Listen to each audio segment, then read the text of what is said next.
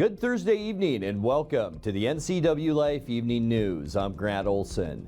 Here are a few of the stories we have coming up for you tonight. Washington's bill to outlaw sale and manufacture of assault rifles in Washington state will become law. The Central Washington Evergreen Mountain Bike Alliance needs your help getting the new uphill trail into the perfect hiking and biking condition. And in sports, Eric Granstrom takes a look at the NHL playoffs with Game 2 tonight between the Kraken and Avalanche.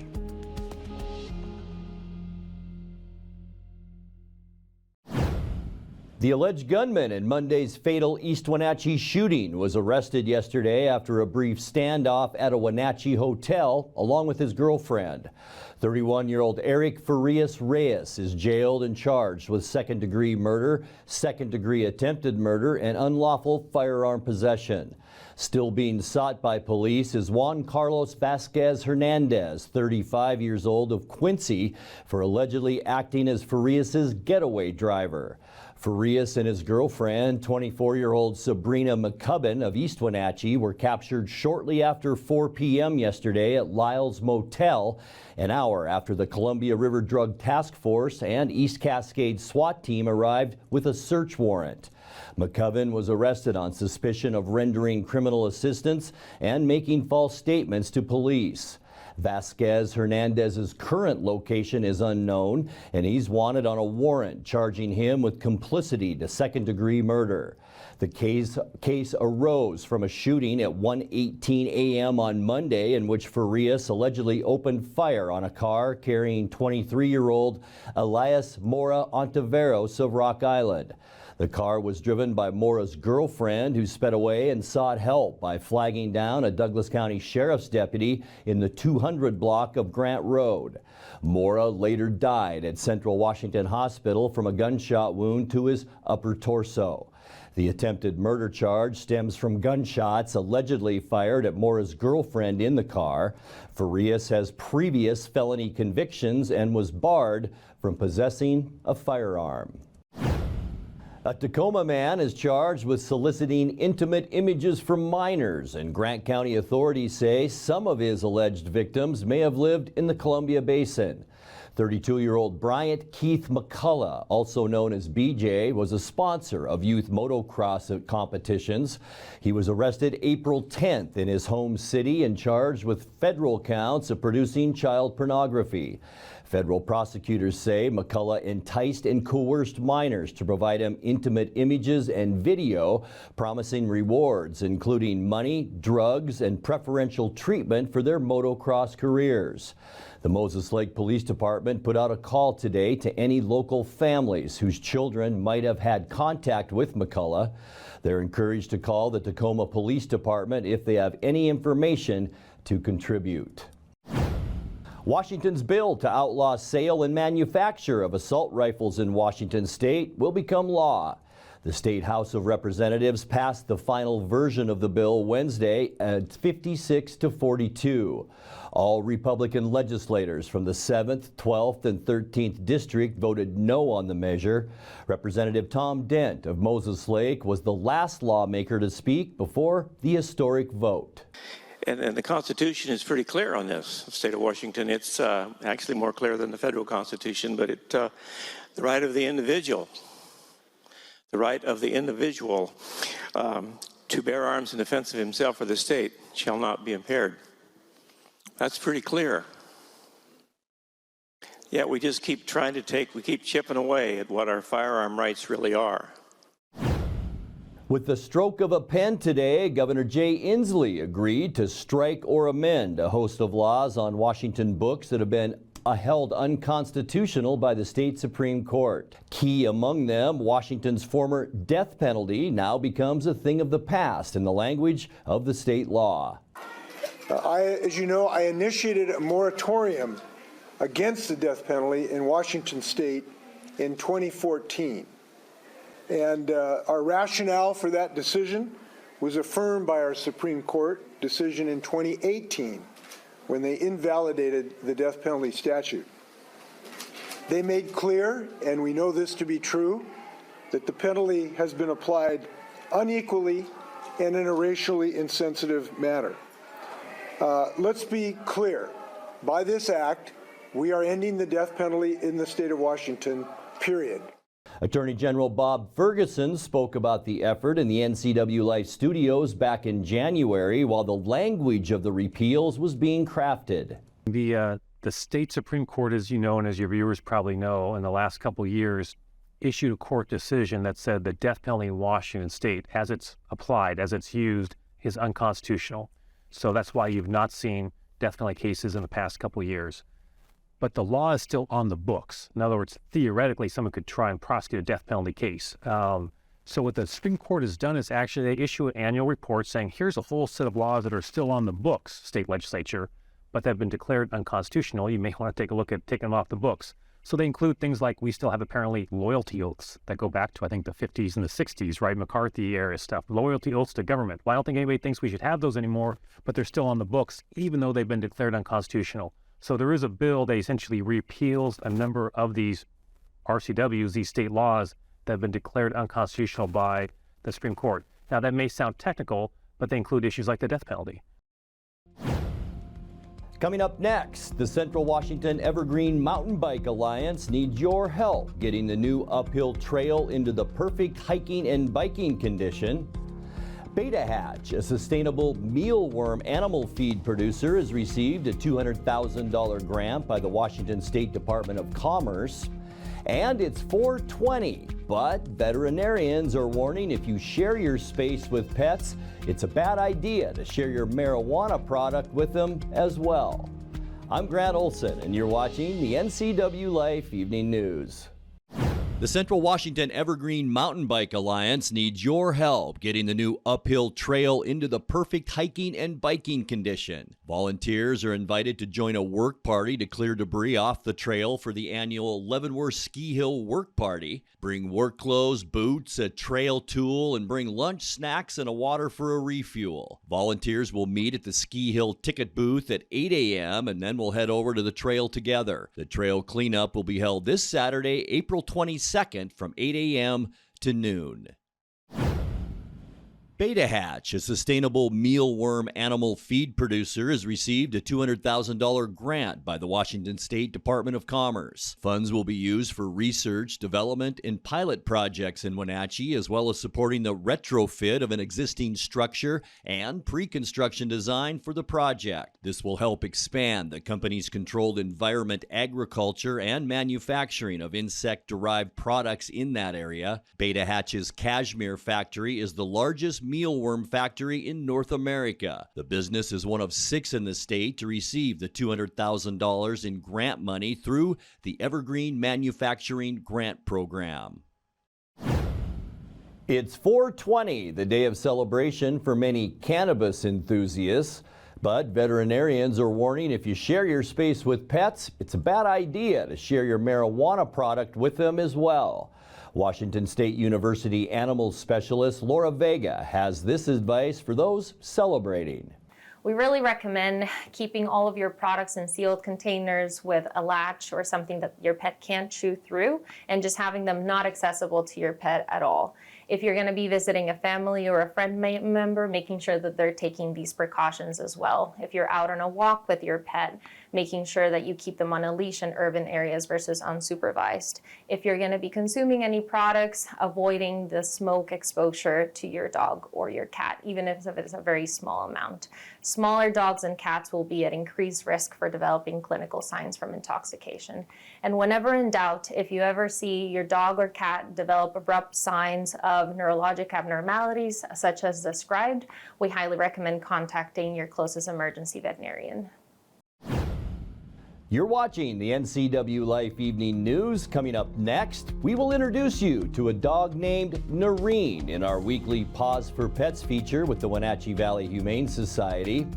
And in weather, temperatures will climb into the 60s this weekend with highs near 70 by next week. I'll have all the details in your complete North Central Washington weather forecast. That and much more still to come tonight. Please stay with us.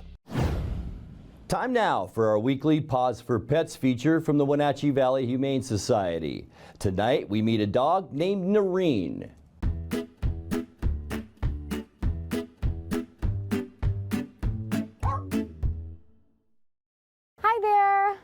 My name is Christine, and I am the Animal Behavior Coordinator here at Wenatchee Valley Humane Society. And today I'd like to introduce you to my friend Noreen here. Hello, sweet girl. She is a 2-year-old husky gal, and she came to us as a stray, so we don't know too much about what her life was like before arriving here. But so far, we've found her to be very friendly with both people and other dogs. She spends a lot of time up at our play group playing with other dogs, and she's quite affectionate with people. She loves to sit at your feet and cuddle and show you that she loves her attention. Since she's a young husky girl, she does have quite a bit of energy, and she still needs some leash manners and needs someone who's willing to do a bit of training with her just to teach her the basics. But she is smart, and I'm sure she will pick it up very fast. If you'd like to meet Noreen, you can come and visit her here Tuesday through Thursday, 11 to 6. We do close from 1:30 to 2:30 for quiet hour. Give them a call at 509-662-9577 or visit their website at wenatcheehumane.org. Time now to take a look at your North Central Washington weather forecast, and I hope your Thursday was a good one. Still very cool for this time of year all across North Central Washington, and boy, lots of clouds as we take a look at the Upper Valley, Lake Wenatchee back there. You can see parts of Kaler Glen Golf Course, and also those dark clouds that moved in this afternoon ahead of what will be a kind of a rainy evening across our area. We'll talk more about that in a second. I mentioned it was cool. 51 was all we could get to today for a high temperature. That's 12 degrees below where we should be at 63 for this time of year. Boy, 2016, I don't remember it. I wish I would have. The third day in a row in the 80s, 86 the record high in 2016. We were at 32 this morning. I know that felt cool, but how about 1961? 27 degrees. That's why that record has been there for so darn long. 41 degrees is where we should be for our overnight low. Sunrise this morning, 6:03, and the sun sets tonight just before 8 o'clock at 7:57. All right, this is what we have going tonight. I mentioned the clouds that are moving in around the Lake Wenatchee area. Mountain snow in the forecast. And as we move over into Stevens Pass, 6 to 8 inches of snow is possible at Stevens Pass overnight. If you're traveling on Snoqualmie Pass, also 2 to 3 inches of snow is possible there. Other parts of our viewing area could also see some light dustings of snow, but boy, if you're traveling in the mountains, be extra careful over the next 12 to maybe even 18 hours. Okay, as we take a look at what we can expect in our Friday weather forecast, things are slowly beginning to warm up as high pressure builds into the Pacific. We will see 56s all over the map tomorrow. Moses Lake, Ephrata, Quincy, Wenatchee, we will be at 56. That also includes Chelan and Omak, and then just a little cooler for Kashmir and Leavenworth, generally in the low to mid 50s. All right, tonight we do expect cloudy skies, and the reason, this area of low pressure right here, it's going to slide right across southern Canada, and as it does, look at all of the moisture associated with that. Rain is likely tonight. Low temperatures a little bit better into the mid 30s overnight. Friday, mostly cloudy skies. That area of low pressure will kind of get shoved up into Canada. Another one will try and move in, but we've got a ridge over us, and that'll make for a pretty decent Friday with high temperatures tomorrow in the mid 50s, and it's just going to warm up as we get into the upcoming weekend. Mostly cloudy for Saturday. We will warm up somewhat with high temperatures to start our weekend right around the 60-degree mark, so not a bad way to kick off this weekend. Low pressure trough right here off the coast of Vancouver Island will bring about a 30% chance for rain for us Sunday. Mostly cloudy skies.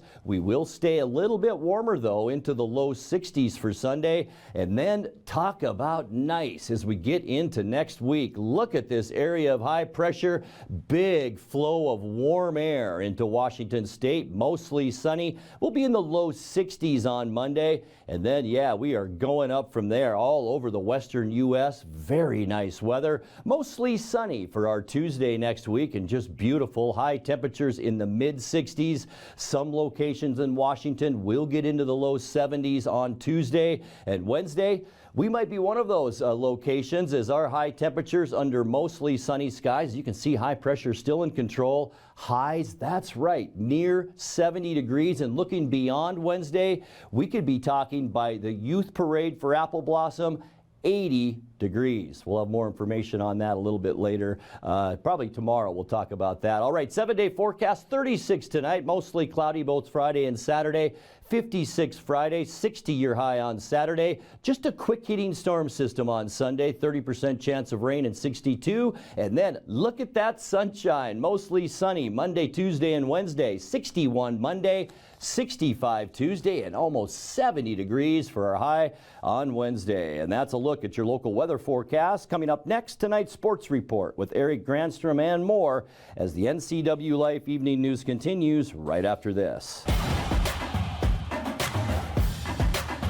A team sports season eventually comes to an end. You're either holding up the championship trophy or you're headed home with hopes for a better finish next year. Such is the case for the Wenatchee Wild after being swept by Penticton in the BCHL Interior Conference semifinals 4-0. The clincher came last night in a 5-1 defeat to the V's at the Town Toyota Center. Penticton set the tone right away with a goal 21 seconds into the contest and never looked back. Austin Andrade had the call on the Wenatchee Wild Hockey Network. Bottom of the face-off circle at center. Wrist shot from the right circle, clapped off the glass, and the Wild get this one with Littler. Big stick lift coming from Tinley. Fired across for Jurasevich, right point, wristed toward the net, save, rebound, they score. A man waiting on the backside. It was Bradley Nadeau. Those weak side rebounds, they will get you. Sends it in front. Chance from Nadeau. That one turned away as well. McCloskey gets it on the corner boards. Can't clear it away, though. Held up right circle, and they score. Bonnet knocked him off his feet. Near corner to the top of the face-off circle. Goysick gives it a ride, and it gets through. They score. Hiroki Goysick from the top of the right wing circle, and snuck past Gasparini to Graves, trying to get some open space. Brought ahead for Moravec, and he drives in, got it back to the forehand side. Stays just a half step ahead of the back check, and tosses it into the net past Andy Vlaha. Across to the near corner, Berger plays the hop off the wall. Murray up top. Gasparini gives it a ride, they score! Mario Gasparini with the shot, was it tipped? Wild cut into the lead, it's 4-1. Give it to him, Mario Gasparini. Hayduk holds it up on the left half wall with 15 seconds to go. Wild fans imploring one more for Wenatchee. Stolen ahead, left wing. Josh Nadeau gets it to the blue line and rolls it into the empty net with 4.5 to play. This will end 5-1. As time winds down and runs out, Penticton Bees are headed for the Interior Conference Finals. But one heck of a season for the Wenatchee Wild. A battle of the final weekend for home ice advantage, that first round.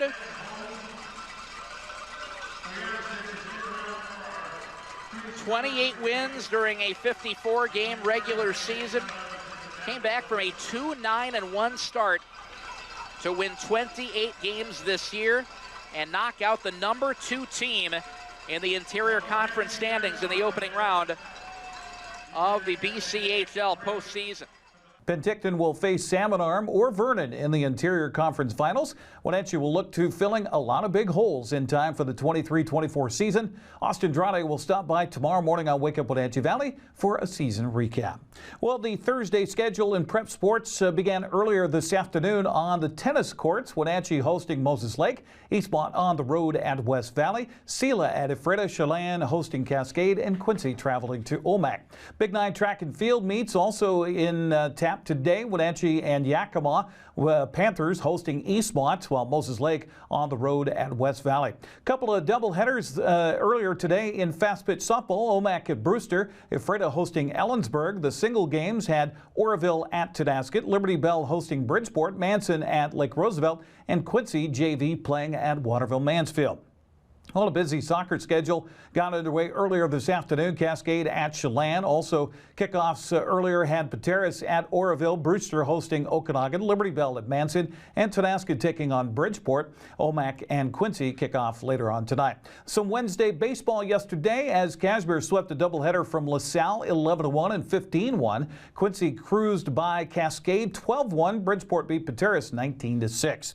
On the schedule today, Tonasca at Oroville, while Liberty Bell was hosting Bridgeport, Manson at Lake Roosevelt, and Moses Lake's JV playing at Waterville Mansfield. By the way, NCWLIFE channel will be back at Dan White Field tomorrow for a doubleheader between the Eastmont Wildcats and the Wenatchee Panthers. I'll be joined by Brandon Schmitten with a call. Live on Facebook at 4 o'clock. We'll have the first game of that doubleheader tomorrow night at 6:30 on TV.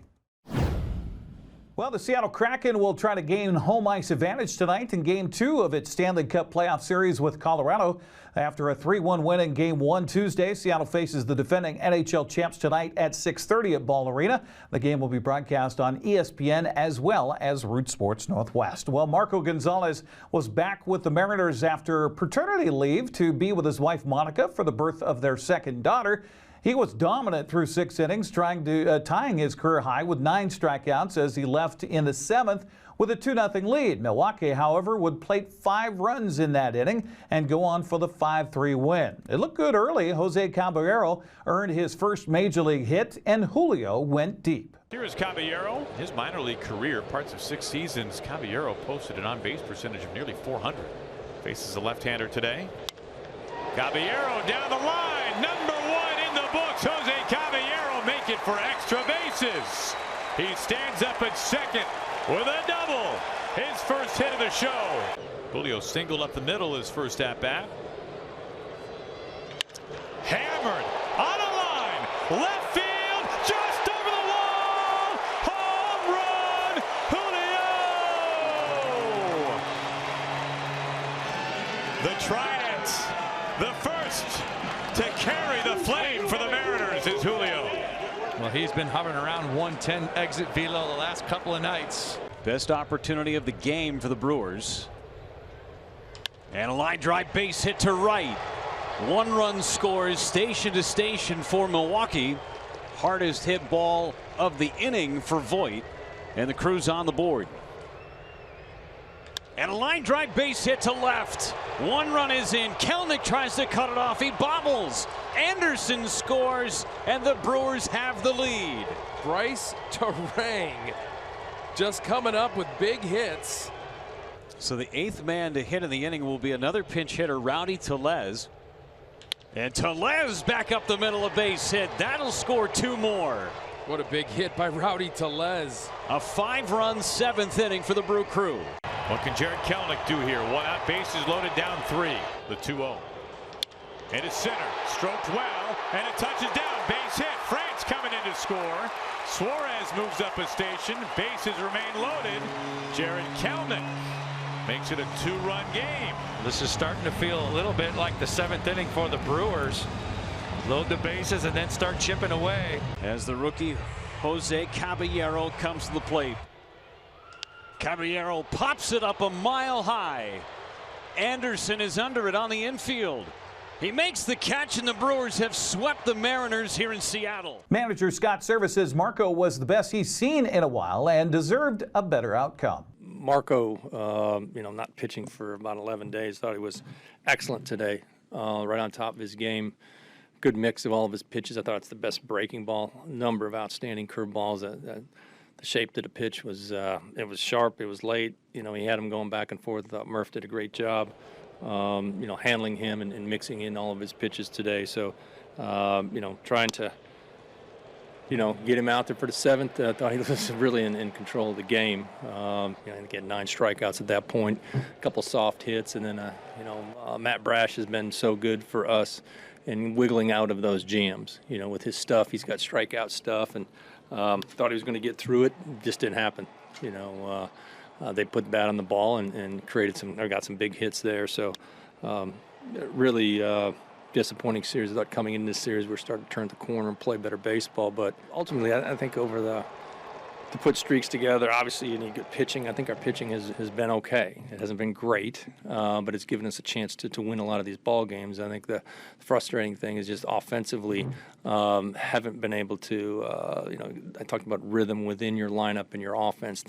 Even in the innings you don't score runs, you want to put pressure on them, make him throw 15, 18, 20 pitches in those innings, and we're not able to do that. Seattle has the day off today before hosting St. Louis in the first of a 3-game weekend series. That starts tomorrow night at 7:10 on Root Sports Northwest. That's a look at sports. Happy Thursday.